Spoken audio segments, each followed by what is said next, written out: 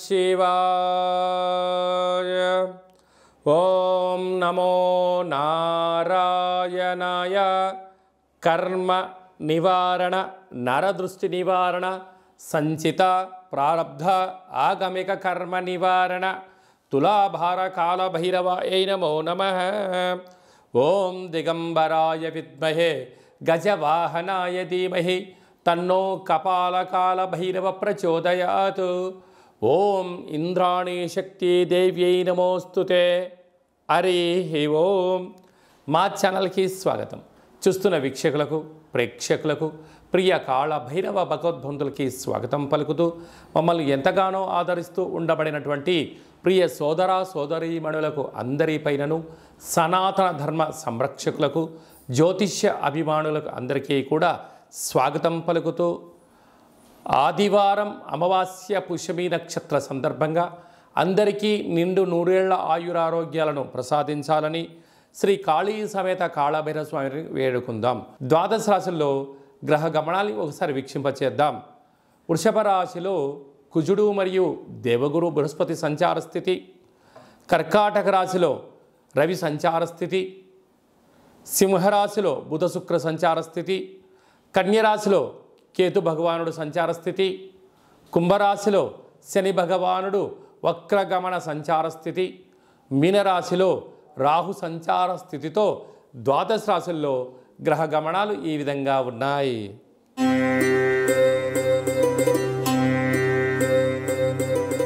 వృశ్చిక రాశి వారికి ఆదివారం అమావాస్య అనురాధ నక్షత్ర సందర్భంగా విశేషమైన రవి పుష్యార్క యోగము, కాళామావాస్య అమావాస్య, కాళాష్టమి ఆశీస్సులు ఎలా పొందాలో, ఒకవైపు అర్ధాష్టమ శని, శని భగవానుడు కుంభరాశిలో వక్రగమన సంచార స్థితి, సప్తమంలో కుజుడు సంచారం చేయనప్పుడు కుజదోష ప్రభావ సంచార స్థితిని ఎలా తొలగించుకోవాలి, ఎలా ఆనంద సిద్ధిని పొందాలో ఈ వీడియోలో సవివరంగా సంపూర్ణంగా తెలుసుకుందాం.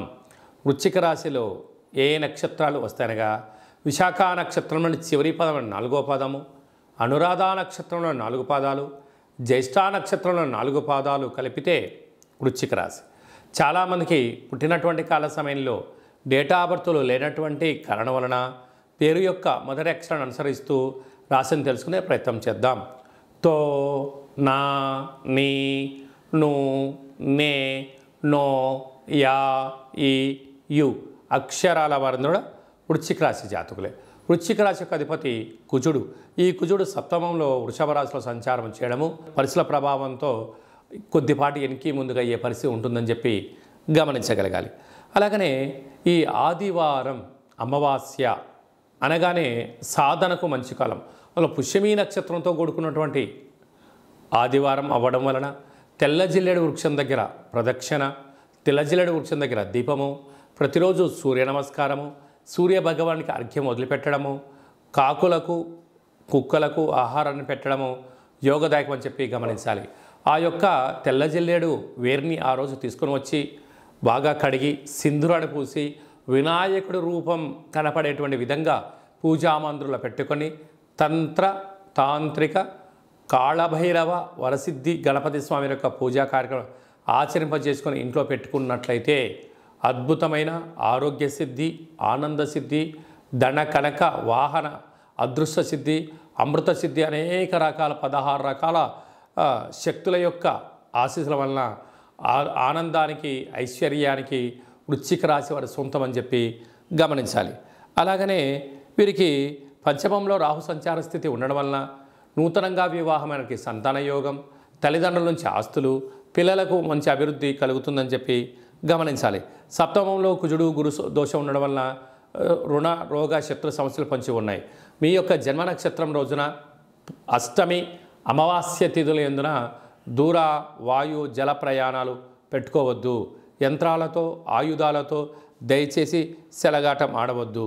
కనుక మీ జన్మ నక్షత్రానికితో కూడుకున్నటువంటి రోజైనటువంటి రోజున కానీ వీలైనంత వరకు బంధువులతో కానీ మిత్రులతో కానీ సన్నిహితులతో కానీ అపహాస్యము పనికిరాదు అని చెప్పి గమనించాలి.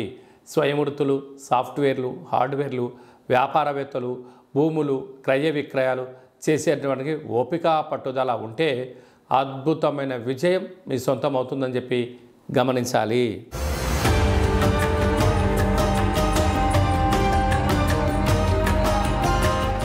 కంచు మోగినట్టు కనకమ్ము మోగదు గదరా సుమతి అని చెప్పి మనకు సుమతి శతకంలో చెప్పడం జరుగుతుంటుంది. రాసులు 12 ఎలా ఉంటాయో 12ని అచ్చు వేయడం జరుగుతుంటుంది. పూజ చేసిన తదనంతరము ఈ యొక్క పాత్రను ఇలా ఎడమ చేతో పట్టుకొని కుడి చేతో ఈ కర సహాయం తీసుకొని ఇలా చిన్నగా శబ్దం చేసినట్లయితే ఓంకార శబ్దం రావడం జరుగుతుంటుంది.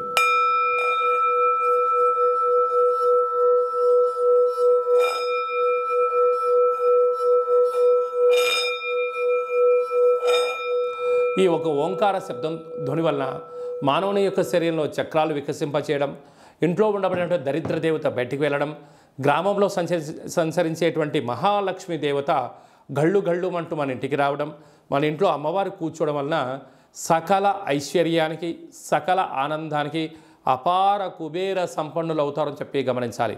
ఈ యొక్క కాళభైరవ స్వామి అక్షయ పాత్ర మరియు మీకు ఒక కాళభైరవ స్వామి ఒక పిరమిడు, డాలరు, కంకణము, కాళభైరవ హోమం చేయించడం జరుగుతుంది. మీకు వాట్సాప్ కాల్ ద్వారా ప్రత్యక్ష ప్రసారాన్ని కూడా చూపించడం జరుగుతుంది.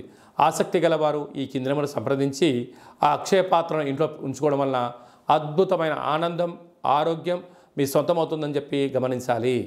అలాగనే మీ వ్యక్తిగత జాతకం తెలుసుకోవాలనుకుంటున్నారా? మీ పుట్టినటువంటి కాల సమయంలో మీకు తల్లిదండ్రులు పెట్టినటువంటి పేరు, డేటు, నెల, సంవత్సరం, సమయం వ్రాసి పంపించినట్లయితే 100 సంవత్సరాల జాతకాన్ని వ్రాసి సవివరంగా పంపించడం జరుగుతుంది. మీరు పుట్టినప్పుడు గ్రహ గమనాలు ఎలా ఉన్నాయి, ప్రస్తుతం ఎలా ఉంటున్నాయి, రాబోయే కాలంలో ఎలా ఉండబోతున్నాయో సవివరంగా సంపూర్ణంగా తెలియజేయడం జరుగుతుంటుంది.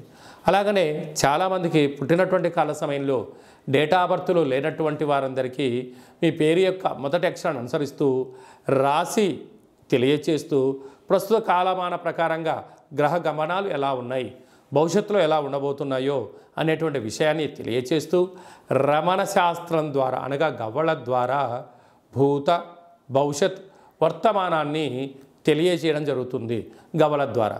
కనుక డేటా బర్త్లు లేనటువంటి వారికి గవ్వల ద్వారా జ్యోతిష్యాన్ని చెప్పడం జరుగుతుంది. కనుక మన వ్యక్తిగత జాతకాన్ని తెలుసుకుందాం, గ్రహాలలో ఉండబడిన దోషాలను తెలుసుకుందాం, తినేటువంటి ఆహారాల్లో, వేసుకునే వస్త్రాల్లో, చేసే పనుల్లో స్వల్పమైన మార్పులు చేసుకుందాం. అద్భుతమైన ఆనందకరమైన ఆరోగ్యకరమైన కుబేర సంపన్నమైన జీవితానికి స్వాగతం పలుకుతాం. కనుక ఆసక్తి గలవారు ఈ కింద సంప్రదించి అపాయింట్మెంట్ తీసుకొని సంప్రదించగలరు. అలాగనే మీ అబ్బాయికి కానీ అమ్మాయికి కానీ ఎంత ప్రయత్నం చేసినా వివాహం అవ్వడం లేదా, ఎందుకు వివాహం అవ్వడం లేదు, జాతకంలో ఎలాంటి దోషాలు ఉన్నాయి, వివాహం ఎప్పుడవుతుంది, ఎలాంటి అబ్బాయితో అమ్మాయితో కలపడం వలన వీరి యొక్క గణగుణాలు బాగుంటాయో తెలుసుకోవడం జరుగుతుంటుంది. కనుక జాతకాన్ని తెలుసుకుందాం, మంచి వివాహ సంబంధం తెచ్చుకుందాం, భావితరాల్లో మంచి ఆనందకరం జీవితం పొందుదాం. కనుక వచ్చేటువంటి జాతకాన్ని వధూవరుల యొక్క పాదాలు, గుణాలు, సంతాన యోగము, అలాగనే విదేశీయాన యోగము, ఎలాంటి యోగాలు ఉన్నాయో కూడా తెలుసుకుందాం. అలాగే మీ అబ్బాయి కానీ అమ్మాయికి కానీ చిన్నపిల్లలు పుట్టినట్లయితే ఏ మాసంలో పుట్టితే ఎలాంటి పేర్లు పెట్టుకోవాలి, నక్షత్రంలో ఉన్న విశిష్టత ఎంతో కూడా తెలియజేయడం జరుగుతుంటుంది. ఈ యొక్క మాసంలో పుట్టినటు రోజు వారందరికీ కూడా, అలాగే వివాహ వార్షికోత్సవం చేసుకుంటున్న వారందరికీ కూడా మన యొక్క దేవాలయంలో ప్రత్యేకంగా కాళభైరవ హోమం చేయించడం జరుగుతుంటుంది. అలాగనే ప్రసాదం కూడా మీకు పంపించడం జరుగుతుంది. మనమందరము కూడా కలియుగ కాలంలో కాళభైరవ స్వామికి స్మరణ చేద్దాం, కష్టాలకు స్వస్తి పలుకుదాం, ఐశ్వర్యానికి స్వాగతం పలుకుతాం.